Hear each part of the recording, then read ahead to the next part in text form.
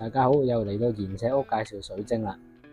今日介紹嘅呢條個晶體特別靚啦，靚到真係好似玻璃晶體咁樣啦。哇！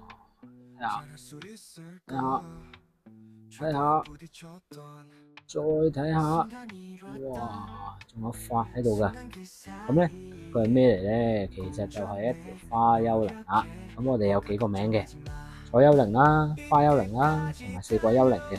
咁點解會叫做四季幽靈咧？因為佢啲色啦，上面春夏秋冬嘅色都會有齊晒喺度嘅，所以咧會有四季幽靈呢個名出咗嚟嘅。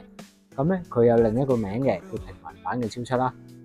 咁有睇之前我哋段片嘅都有介紹過噶啦，其實咁所以咧佢嘅功效都比較全面嘅，事業啊、人際關係啊、健康啊、人緣啊嗰啲都會齊晒喺度噶啦。好啦，所以今日呢條咧，佢都係叫花幽靈嘅。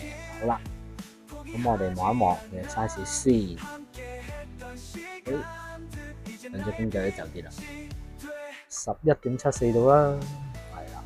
好啦，咁又係啦，試埋對手俾大家望一望。都大粒㗎，戴上去都。但係咧，好就好在咧，佢有幾隻顏色。咁當你睇完咗呢邊咧，你又可以轉下佢喎，轉到你中意嘅顏色，咁對翻自己又 OK，幾好睇㗎，幾唔錯嘅呢條。好啦，今日介紹嘅呢條就係叫做四季幽靈啦，平民版嘅超七嚟嘅。好，中意呢段片嘅可以 like 同 share，咁可以跟得貼啲嘅 subscribe 埋我哋啦，多謝大家，拜拜。